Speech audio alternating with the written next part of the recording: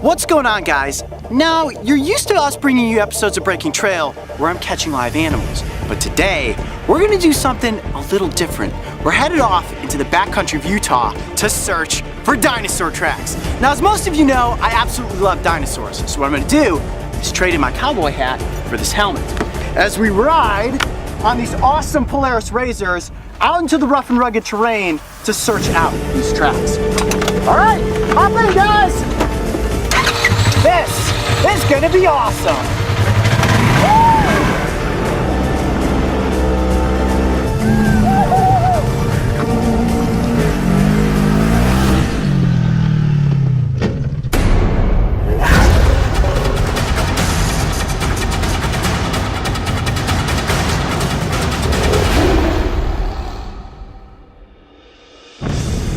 In most of our adventures, we break trail on foot.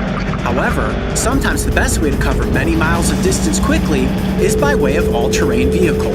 Today, the crew and I are in Hurricane, Utah, one of the best places in the West to find and get close to dinosaur tracks. This is awesome! We finally made it! Let's head back in there and find the tracks. Woo!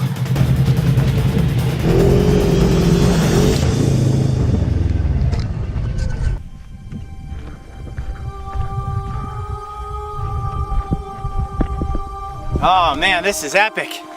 Just this backdrop, I mean, you can't beat this. It is hot, it is dusty. Look at this, check this out. Can you see all the dust coming off of me? Oh yeah. Whew. It is, what do you think it is? About 100 degrees out here right now? At least. At least 100 degrees. And look at how bone dry this is, check this out. Look at that, it is just red dust. It's amazing to think that at one point in time, dinosaurs were walking right through this environment. All right, I think if we head down through this ravine here, we're gonna find some.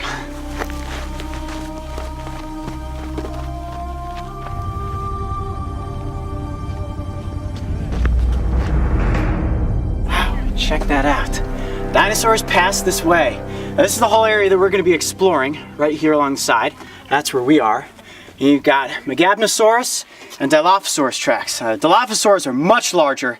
You see right there, huge compared to a human. I can't imagine what it would be like to have actually seen one of these walking in this environment 120 million years ago. All right, let's go find the tracks.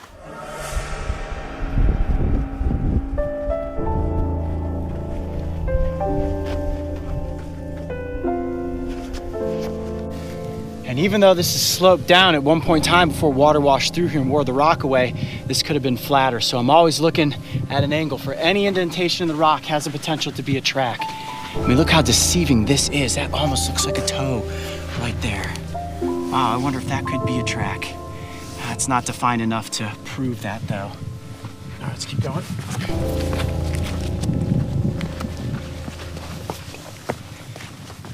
This is actually great substrate right here. Check this out. Look at this, Mark. Look at that. We just found our first set of dinosaur tracks. This is Megapnosaurus right here, a small, upright walking theropod, and you can see where this animal moved right through the environment. Look at this. I'm gonna step right next to the tracks. Look at that stride. Wow. That's so cool, walking right alongside dinosaurs. You ever think you'd be able to do that, Mark? No. I never think I see a dinosaur track. I know. This is amazing. Check this one out. That's actually really cool. So it took a real sharp turn right here and probably headed off in that direction. But if we come up here a little bit further, you've got the larger Dilophosaur tracks. Check this out. These are Dilophosaur tracks. Look how big this animal was. Here, come up to this one. You can see this one best. Look at that. Wow. Wow, what a giant.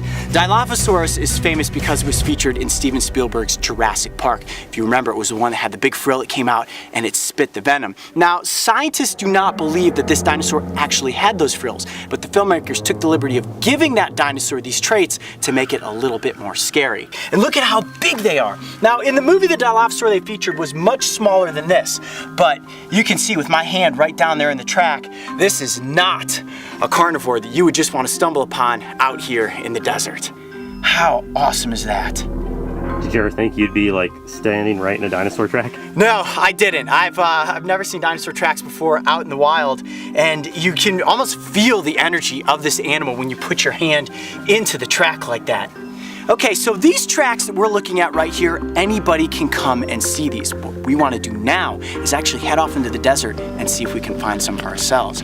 You guys ready to do this? Let's do it. It's gonna be dry, it's gonna be hot, and it's gonna be dusty, but I'm pretty confident that we're gonna find some tracks of our own.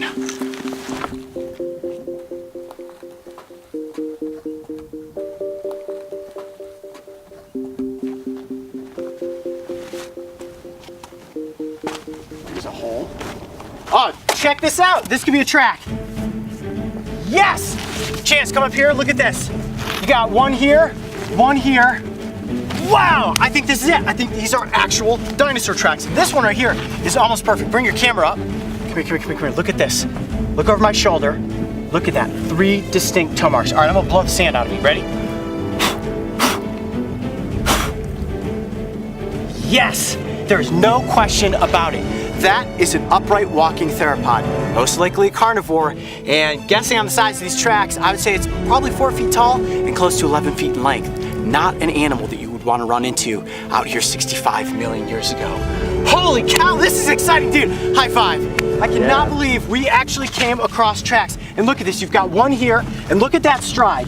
Here to here, shorter there, planted, and then off, and who knows, I mean, this rock could have broken apart millions of years ago, but you've got one right here and one right there, and oh my gosh, we actually came across dinosaur tracks. Now this was objective number 1, find dinosaur tracks, but we found them. And the good news is that we still have a couple hours out here in the desert, and we have those razors. So objective number 2 is going to be to head to the sand dunes and really have some fun. I hope you guys are ready, because this is going to be awesome. Yeah, come on in, guys. Woo!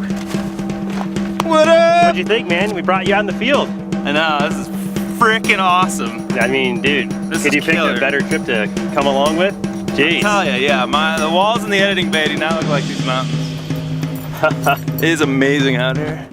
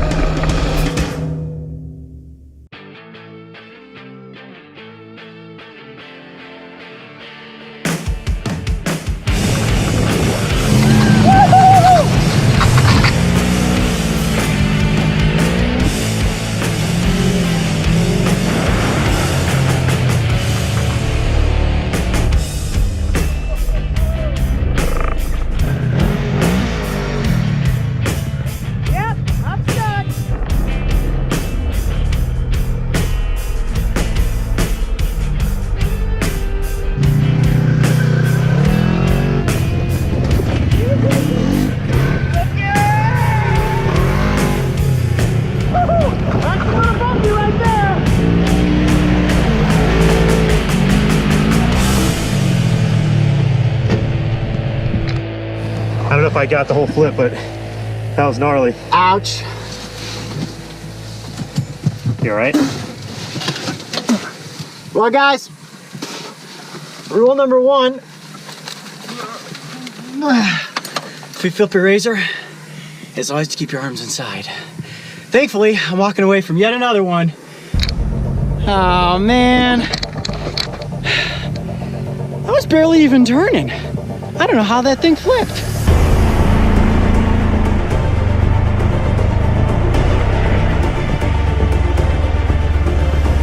But it, yeah, I flipped it. You know, if I'm not falling off of a cliff, I'm flipping a vehicle. That's why we just usually don't let me do these things.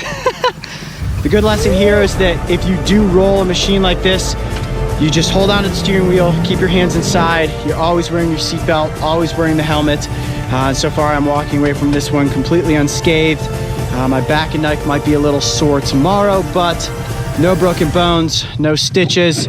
We're having to bungee cord the door shut because that's broken. I cracked the top of it, and unfortunately, I may have just bought the Brave Wilderness team a razor because this is going to be an expensive one to fix. My bad. Woo! All right, Coyote. Well, that's one way to do it in Utah. Yeah, I'd say it was an extremely successful day. We found dinosaur tracks, that was awesome. Then we came out here to the dunes to rip up the sand with our razors, and I kind of rolled mine. But the good news is, no cuts, no broken bones, and yet again, I walk away from another breaking trail mishap. All I can say is that Utah is unbelievably epic. Yes, sir. I'm Coyote Peterson. Be brave, stay wild, always wear your helmet. We'll see you on the next adventure. Here we go.